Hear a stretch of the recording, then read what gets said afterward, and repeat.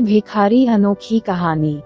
हर दिन एक भिखारी दरवाजे के पास आकर भीख मांगता था और घर का मालिक हमेशा घर के बाहर आते ही उसे देखकर फिर जाया करता। कई बार उसके लिए गालियां भी बकता। वो कहता, तू जिंदा ही क्यों है? पूरी जिंदगी ऐसे ही भीख मांगेगा क्या? धरती का बोझ क्यों बना बैठा है? और कभी कभी उस भिखारी को गुस्से में वह धक्का भी मार दिया करता। इतना कुछ हो जाने के बावजूद अधिकारी के मुंह से सिर्फ यही निकलता कि भगवान तुम्हारे पापों को माफ करे। एक बार सेठ को धंधे में बड़ा नुकसान होने की खबर मिली। सेठ बहुत परेशान था कि तभी उसके दरवाजे पर वही भिखारी आया।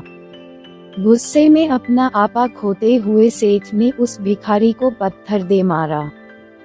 पत्थर लगने के कारण भिखारी का सर फूट गया और उसके सर से खून बहने लगा। फिर भी दर्द से कराहते हुए भिखारी ने इतना ही कहा, भगवान तुम्हारे पापों को माफ करे। भिखारी वहां से चला गया।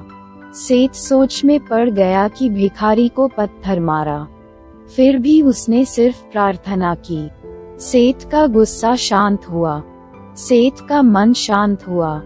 भिखारी का रहस्य जानने के लिए सेठ ने भिखारी का पीछा करना शुरू कर दिया। भिखारी जहाँ जहाँ जाता, सेठ उसके पीछे जाता। सेठ ने देखा कि कोई उसको खाना देता, कोई उसको मारता, कोई अपमानित करता तो कोई गाली देता। लोग भिखारी के साथ चाहे जैसा व्यवहार करते, लेकिन भिखारी सबके लिए एक ही प्रार्थना करता, भगवान तुम्हारे पाप माफ करें। अब रात होने को आई थी। भिखारी अपने घर जाने के लिए लौटा। वो अपने घर पहुंच गया, लेकिन सेठ अब भी उसका पीछा कर ही रहा था। एक पुरानी टूटी हुई खटिया पर एक बूढ़ी औरत लेटी हुई थी, काफी कमजोर और बीमार लग रही थी। वह भिखारी की पत्नी थी। अपने पति को वापस आता देख वह खाट से उठ खड़ी हुई। पत्नी ने अपने पति के भीख वाले कटोरे में देखा, उसमें सिर्फ आधी बासी रोटी थी। उसे देखकर वह बोली, आज बस इतना ही मिला? और हाँ, आपके सिर से खून निकल रहा है, ये चोट कैसे लगी? बूढ़ा भिखारी बोला, आज बस इतना ही मिला। किसी ने कुछ दिया ही नहीं।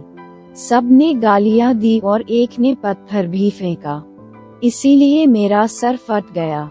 एक गहरी ठंडी सांस लेकर बूढ़ा भिखारी फिर से बोला, ये मेरे ही पापों का फल है। तुम्हें याद है, कुछ सालों पहले हम कितने अमीर थे? क्या कुछ नहीं था हमारे पास? हमारे पास हर चीज जरूरत से ज्यादा थी, लेकिन हमने कभी दान नहीं किया। और उससे भी बुरा हमने उस अंधे भिखारी के साथ किया जो हमारे द्वार पर भीख मांगने आया करता था। बूढ़ी पत्नी की आंखों में आंसू आ गए। वह बोली, हाँ, हम उस बेचारे अंधे के साथ बहुत बुरा करते थे, उसका अपमान करते थे, उसे खाने के लिए रोटी की जगह कागज दिया करते, उसका मजाक उड़ाया करते और कभी कभी मारा भी करते। मैंने कभी उसको रास्ता नहीं दिखाया। एक बार मैंने उसके मुंह पर मिट्टी भी फेंकी थी और वह हमेशा दुखी होकर यही कहता कि भगवान तुम्हें तुम्हारे किए की सजा देगा, भगवान तुम्हारे पापों की सजा जरूर देगा। उसका श्राप सच हुआ और हम इस दुख भरी जिंदगी में आ गए। भिखारी बोला, हाँ, उसका श्राप सच हुआ, इसलिए मैं किसी को बददुआ नहीं देता। चाहे कोई मेरे साथ कैसा भी बर्ताव करे, मैं हमेशा उसके लिए प्रार्थना करता हूँ। मैं नहीं चाहता कि कोई भी हमारे जैसे जिंदगी का अनुभव करे, किसी को भी हमारे जैसे दुखों का सामना करना पड़े। वो नहीं जानते कि वह कितना बड़ा पाप कर रहे हैं, इसलिए अनजाने में हुए पाप की ऐसी सजा किसी को भी मिले। मैं नहीं चाहता। सेठ वहीं पर छुपकर यह सारी बातें सुन रहा था। अब उसे सब कुछ समझ में आ गया था। भिखारी और उसकी पत्नी ने वह आधी रोटी मिल बांटकर खाई और भगवान को धन्यवाद बोलकर सो गए। अगले दिन बड़ा भिखारी फिर से भीख मांगने गया। सेठ के घर के पास जाता है। सेठ ने पहले से गरम रोटियां उसके लिए निकाल कर रखी थी।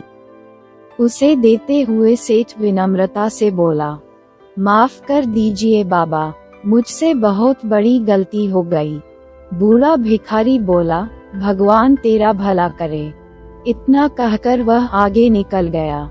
इस कहानी से जो सीख लेने लायक है वह बड़ी ही सिंपल है कि आदमी चाहे किसी के बारे में बुरा कहे या भला करे, लेकिन भगवान सिर्फ कर्म के हिसाब से उसको फल देता है। क्या हुआ अगर भगवान नहीं दिखता है? लेकिन यह बात बिल्कुल सच है कि उसके खाते में सबका हिसाब बहुत बहुत पक्का होता है। इसलिए जब किसी के लिए कुछ भी करो तो अच्छा ही करो। कहानी अच्छी लगी तो लाइक बटन को दबाना ना भूलें। आपके साथ और सहयोग के लिए मैं आप सभी का दिल से धन्यवाद करती हूँ।